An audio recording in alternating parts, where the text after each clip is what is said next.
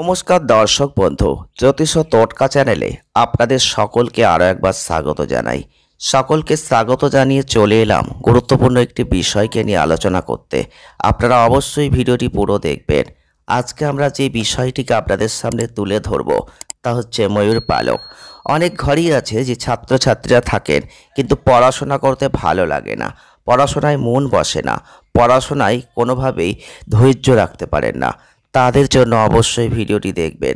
এছাড়াও এই ময়ূর পালক ঘরের কোথায় রাখলে আপনার অর্থ লাভ হবে, ময়ূর পালক আপনি কোন দিকে রাখবেন, অবশ্যই বিস্তারিত জানতে ভিডিওটি পুরো দেখবেন। হিন্দু ধর্মে ময়ূরের পালককে অত্যন্ত শুভ মনে করা হয়। স্বয়ং শ্রীকৃষ্ণ ময়ূরের পালককে নিজের মাথায় স্থান দিয়েছেন। দেখে নেব আজকে বইয়ের পাতার ফাঁকে ময়ূরের পালক রাখার কি কি উপকারিতা আমরা পেতে পারি। সনাতন ধর্মে ময়ূরের পালকের বিশেষ শুভ প্রভাব আছে। বাড়িতে ময়ূর পালক থাকলে তার থেকে পজিটিভ এনার্জি ছড়িয়ে পড়ে বলেই মনে করা হয়। আর শ্রীকৃষ্ণের কাছে ময়ূরের পালক অত্যন্ত প্রিয়, তাই ময়ূরের পালক তিনি সবসময় মাথায় ধারণ করতেন। এছাড়া মা সরস্বতীর, কার্তিক, গণেশ, মা লক্ষ্মী ও দেবরাজ ইন্দ্রেরও ময়ূর পালক খুবই প্রিয়। আমরা অনেকেই বাড়িতে ময়ূরের পালক রাখি, কারণ জ্যোতিষশাস্ত্র মতে বাড়িতে ময়ূরের পালক রাখা অত্যন্ত শুভ। আর এই ময়ূরের পালক অবশ্যই যদি আপনি ঘরের সংসারে সুখ সমৃদ্ধি আনতে চান তাহলেও রাখতে পারেন, নেগেটিভ এনার্জি দূর করতে পারবেন। বইয়ের পাতার ভাঁজেও অনেকে ময়ূরের পালক রাখেন। বইয়ের মধ্যে ময়ূরের পালক রাখা ছাত্রছাত্রীদের জন্য অত্যন্ত গুরুত্বপূর্ণ। এই জ্যোতিষশাস্ত্র অনুসারে বইয়ের ভাঁজে ময়ূরের পালক রাখলে পড়াশোনায় মনোযোগ বেড়ে যায়।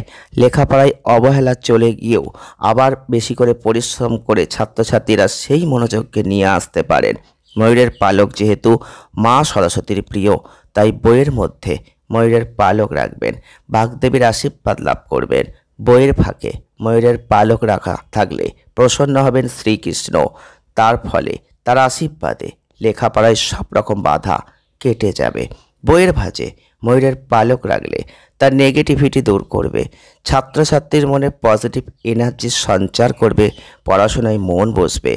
কিন্তু এই ময়ূরের পালক রাখার কিছু নিয়ম আছে, সেটা আপনাকে জানতে হবে। বইয়ের ভাঁজে ময়ূরের পালক রাখার আগে কয়েকটা বিষয় মনে রাখবেন। ময়ূরের পালক কখনোই ভাঁজ করে বইয়ের মধ্যে ঢোকাবেন এবং অবশ্যই বইয়ের মধ্যে রাখার সময় দেখবেন যে কোনো অংশ যেন কুঁচকে না যায়। বইয়ের মধ্যে ভাঁজ করা বা কুঁচকানো পালক রাখলে তাতে নানা ক্ষতি হয়ে যায়। সুন্দর ও আস্ত ময়ূরের পালক বইয়ের মধ্যে রাখুন।